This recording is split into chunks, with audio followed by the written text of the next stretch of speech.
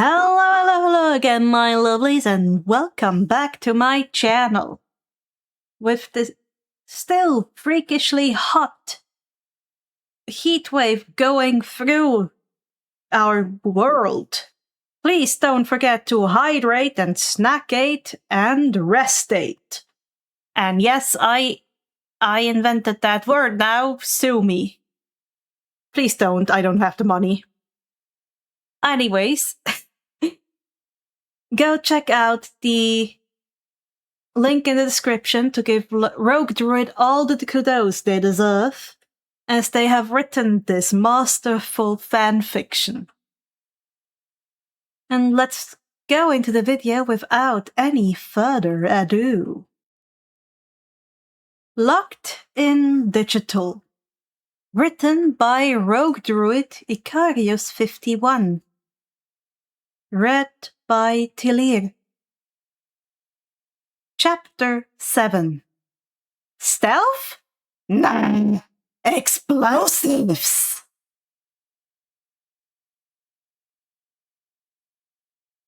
Simulation. Day 12. Hour 18. Minute 2. Death count 59. Izuku glanced back to the telephone. Eyes narrowed as he focused back on the voice. Finishing up my last week now, as a matter of fact, so I know it can be a bit overwhelming. But I'm here to tell you there's nothing to worry about. Yeah, you'll be fine. So, let's just focus on getting you through your first week, okay? Ominous tone there, guy, Izuku muttered as he flipped through piles of coupons and ads for Freddy Fazbear's, eyes roving for anything that stood out while keeping his focus trained on the phone behind him. Let's see. First, there's an introductory greeting from the company that I'm supposed to read. It's kind of a legal thing, you know? Welcome to Freddy Fazbear's Pizza, a magical place for kids and grown-ups alike, where fantasy and fun come to life. Fazbear Entertainment is not responsible for damage to property or person. Upon discovering that damage or death has occurred, a missing person report will be filed within 90 days. Or as soon, property and premises have been thoroughly cleaned and bleached, and the carpets have been replaced. Izuku dropped the papers in his hands as he slowly stood and turned to the phone, and suddenly feeling clammy as the unsettling sense that was going to be as bad, if not worse, than Slender rushed through him, blood feeling like ice in his veins. Blah, blah, blah, blah, blah. Now that might sound bad, I know, but there's really nothing to worry about. The animatronic characters here do get a bit quirky at night, but do I blame them? No. If I were forced to sing those same stupid songs for 20 years and never get a bath, I'd probably be a bit irritable at night too. So remember, these characters hold a special place in the hearts of children, and we need to show them a little respect, right? Okay. Animatronics? Izuku glanced up to see the poster. The 4 robotic mascots presented with names in bright colors. Freddy Fazbear, Bunny, Chica, and Foxy. He blinked and tapped the keyboard, seeing a simplified map appear and options for video cameras open up. He tapped the controls and began to cycle through options, trying to figure out how the system worked when he scrolled past the camera. A second of testing and he changed back to the view. A stage viewed from the side with 3 of the 4 animatronics staring out at a bunch of tables and booths. The characters too tend to wander a bit. They're left in some kind of free roaming mode at night. Something about their servos locking up if they get turned off for too long. They used to be allowed to walk around during the day too, but then there was the bite of 87. Yeah, it's amazing that the human body can live without a frontal lobe, you know? Oh, buddy, you have got to be fucking me. Izuku muttered and glanced accusingly at the phone before looking back at the controls, tapping through feeds to try and find the fox as he listened carefully. Concerning your safety, the only real risk to you at night, as a night watchman here, if any, is the fact that these characters, if they happen to see you after hours, probably won't recognize you as a person. They'll most likely see you as a metal endoskeleton without its costume on. That's starting to sound bad, phone buddy. Really fucking bad.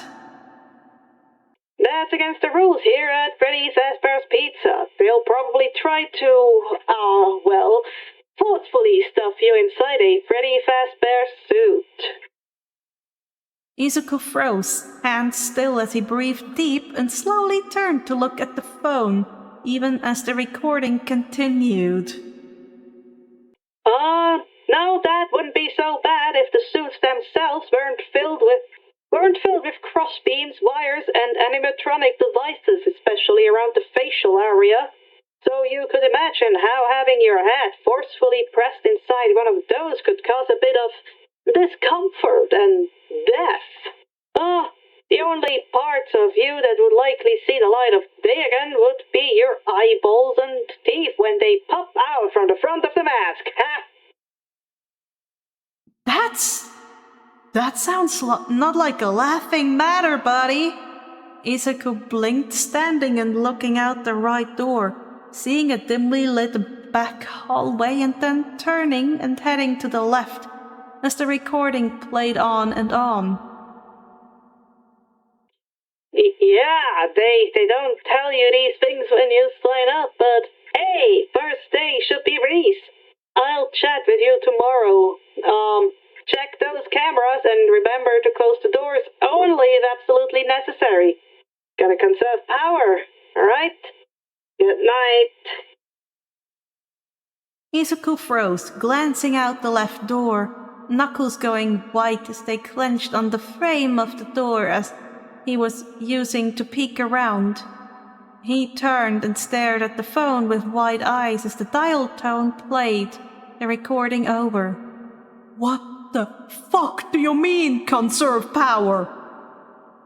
Izuku lunged for the computer, tapping a key to wake up the screen as he looked and saw it. At the bottom corner of the screen, 12:07 a.m. Power at 96%. He stared at that before the sound of static made his eyes twitch and him spin around, ready to dodge an attack, already looking out for the white flesh of Slender. A split second of panic, adrenaline pumping, wore off with a flare of realization. The sound hadn't come from behind him.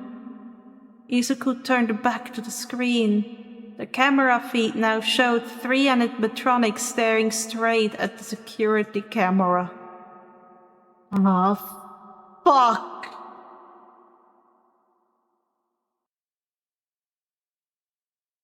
Ida looked around, stretching slightly as he eyed his partner, one Fumikage Tokoyami.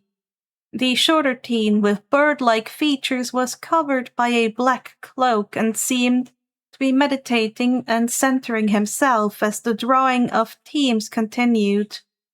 Ida was already staring at the board as the names were filed. The first match was Group C as villains and B as heroes. Ida glanced around only to blink in surprise as 2 teens seemed to stare each other down.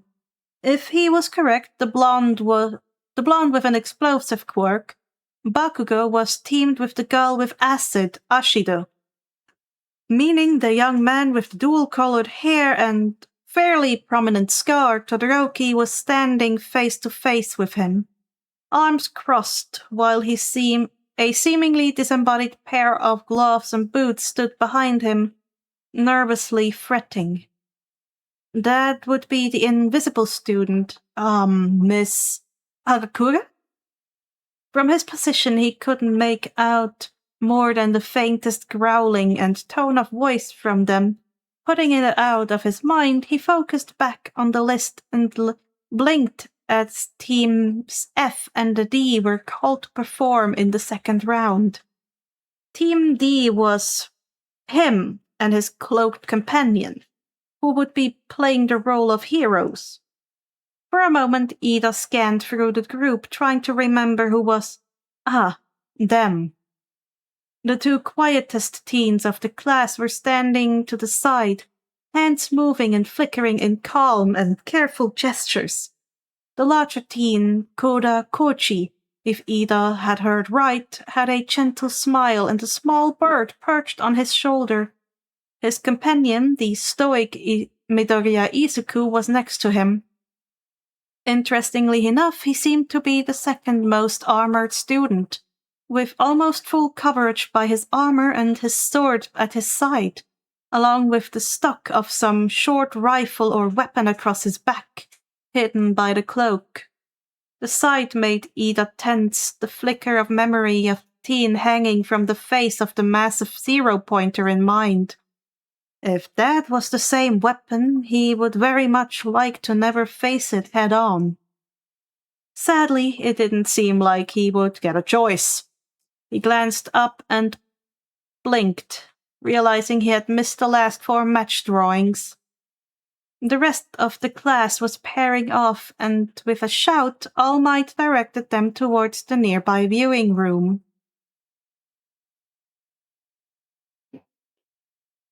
Bakugo met the dead-eyed gaze of his opponent as they stood. The two-tone bastard didn't even respond to his opening trash talk, and the lack of insight was pissing him off. His armor looked like ice, so there was a thematic base to judge his power off of. That, and he had seen the ice structures that the teen had summoned the day before, but why only half of his body? The question was nagging at the back of his skull, even as he turned away from the silent teen. You better prepare, bastard! We'll be waiting for you to come with all you have! And we'll crush you when you get there! Yeah! The pink chick who was his team mate grinned and flashed the victory sign back at the other team as they marched off, heading towards the building they were supposed to hold. As he passed through the first door, he frowned and swept over the surrounding hallways before he slowly started grinning. Hey, Pinky! You make acid, right? And you do, Blasty! What? I think we start with some renovations to our base. He grinned, teeth bared in ferocious intent. Here's what we're gonna do. The other 16 students gathered in the observation booth, a wall of monitors lighting up as the cameras came online and began to flicker and surge through the building and its surrounding sites. Izuku blinked and bit back the urge to rush and get up close. This wasn't the same room he was killed in so many times, despite the spectral blood stains and that faint, just beyond earshot sound of gears and clanking. He blinked and breathed deep, and let it out slowly.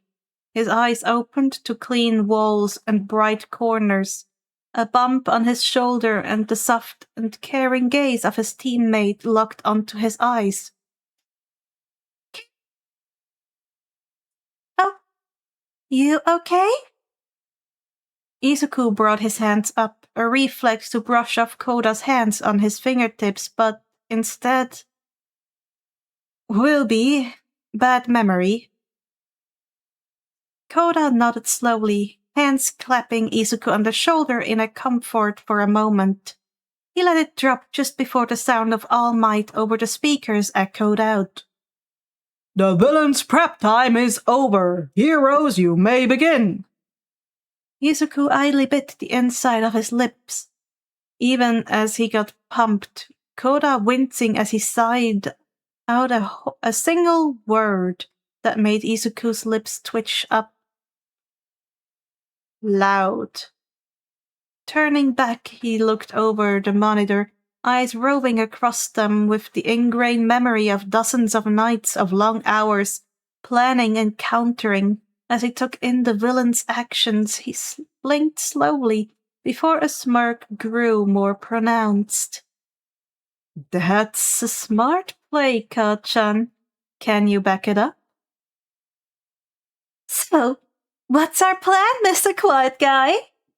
Todoroki glanced to the side at the hands and feet floating nearby, the only clear indicator of his teammate. Step back and I finish this in the first blow. A shift of gloves and boots, probably trying to project some sort of emotion to her movement that he could barely understand, something about impatience.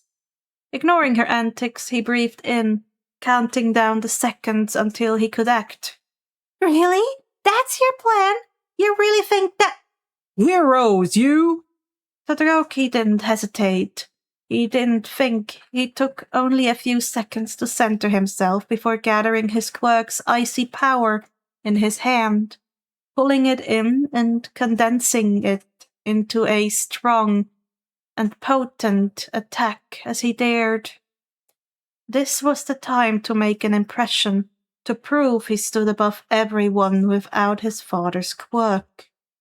When it reached the tipping point, when his fingers felt numb as the cold began to overwhelm his natural resistance, he simply stepped forward and slammed his right foot down as he swept his arm forwards. He focused, and instead of forming a glacier, he sent his quirk out in a far more subtle form. It ran through the entire building, across every wall and floor and ceiling. Where his quirk passed, the world became an icy hellscape. With a thunderous crack, the building was encased and laced with ice, frost dancing over any and every surface. For a moment, stunned silence rang out beside him. The invisible girl was shocked into silence while Todoroki listened, planning to hear cries of frustration and anger from the building. He didn't expect to hear a deranged cackle of anger and pride. A blast of smoke, flame, and force rocked from the front door of the frozen-over building as the iced stone and metal shattered and spread across the no-man's land between the heroes and the building. The intimidating explosion-themed hero in training glared out, head lowered as a disconcerting chuckle echoed through the ice-cold air. You need to do better than that, you half-and-half bastard! You think that your little World to Wonderland bullshit is gonna stop us? Then you're more conceited than I thought! He cackled, and with a blast from his hand, smoke filled the doorway, concealing his retreat back into the depths of the wintry building. Todoroki was dumbfounded. How the hell did he avoid that blast? The one that opened the door. He was waiting! He must have been ready to meet them, probably wanting to take an early shot at the hero team. Well, what now, nice boy? We gonna come up with a plan or sit here till the timer runs out? Todoroki glanced at where the girl would be and scowled. You go for the bomb. I'll distract them. She shifted, but Todoroki was already charging the door, steam rolling off his form as he used his father's curse to warm up enough to use his eyes freely once more. Reckless! Koda raised his eyebrow at the annoyed tick to the word. Reckless. Koda raised an eyebrow at the annoyed tick to the word. the aggressive tap of fingers clear as the screen showed Todoroki advancing into the buildings. Cameras inside are down. Most, yes, not all. Izuku gestured up at the series of cameras that had been unfrozen, 2 of which seemed to be staticky and lopsided. It took a second for Koda to realize they overlooked the ground floor of the building, which just meant that Bakugo's explosion must have cleared their icy covers away. The cameras trained on what once was the entrance hall of the building before the villain team had decided to change a few things. What was once a fairly careful recreation of an office building's layout was now replaced by a wide open ground floor with missing walls which had been melted or shoved away. The center of the floor had been turned into a grand open room, with only the main supporting pillars for the building left untouched. The outer rooms and walls were the same in order to keep the heroes from noticing the surprise renovations. In the back of the room was an opening to the ceiling showed the twisted and melted remains of the stairwell up to the above floors, removed from play before the heroes even got there. And in the center, face pulled into a grin of excitement, stood Bakugo.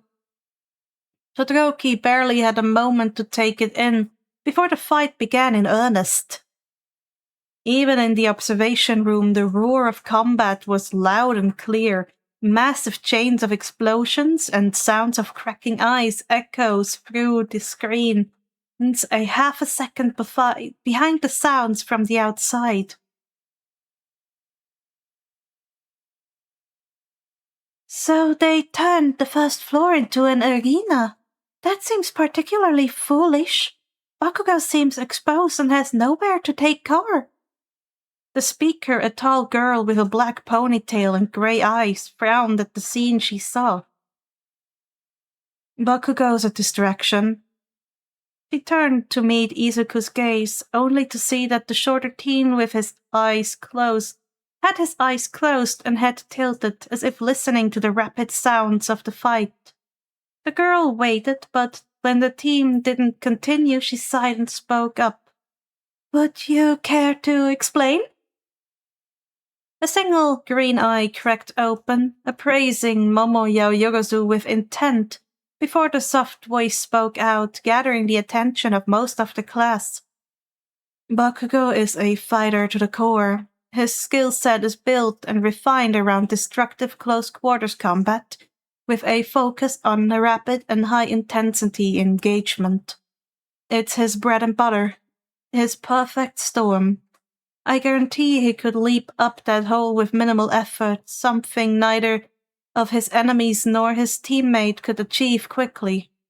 He turned a maze of options for stealth and evasion into a single choke point, and has set himself up for exactly the kind of fight he prefers. If anything, Todoroki-san's efforts only assisted him. The ice outside the building means the only way up is through. Momo blinked and glanced back at the monitors. And if they only have 15 minutes to get past Bakugo? This time Izuku looked up, eyes focused on one of the screens as an explosion blasted the chromatic teen back. They only have 11 now, and Todoroki is losing ground fast. The question is... Oh. Well, that was exciting, don't you agree, my friends? Bakugo went absolutely feral, and we saw how brilliant his battle strategies are. And Todoroki not instantly winning was also a great display. I like how RogueDruid changed this scene here with the team-ups. It's much more interesting when we change up things.